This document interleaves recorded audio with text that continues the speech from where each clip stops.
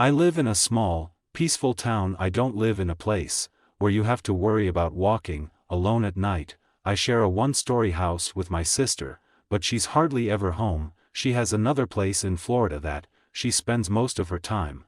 There's about 100 to 200 feet between each house on my block, and then there's some woods across the street. I have a daily routine. I get home from work, make dinner, shower, relax a little, then go for a run, come back and have a light snack, then go to bed. It was a work night like any other. I was going for my nightly run, and when I came back to my house there was a random white van parked across the street. I took notice of it because hardly ever would random cars park on any of these streets. Our little neighborhood has very little through traffic. I looked at it as I walked backwards to my front door, and I could tell there was someone sitting inside of it, though I couldn't see anything regarding what they were doing.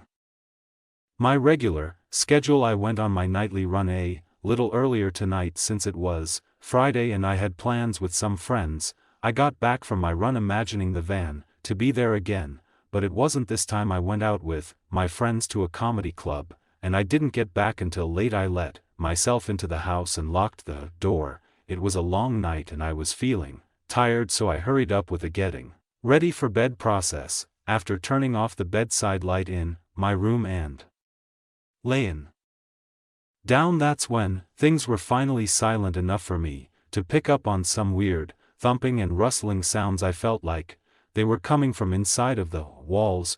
It's only a 2-bedroom house, it's not big. I put my ear up to one of the walls, and indeed heard something going on in there. I knocked on the wall and the noises stopped.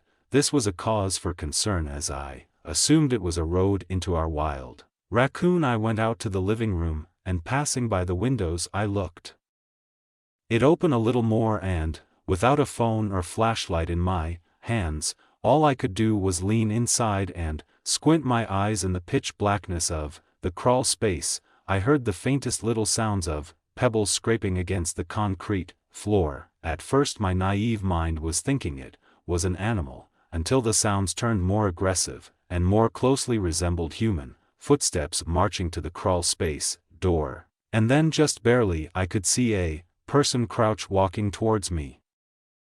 I slammed the door and twisted the knob, but without a lock it wouldn't do anything. I ran back inside my house and called the police. While on the phone I instantly attributed the crawl space door to the scraping sounds I heard the night before. The next time I went to the window while on the phone, the van in the street was gone. Police came and I showed them the crawl space. We had to use flashlights as the crawl space doesn't have any lights installed. We found something disturbing.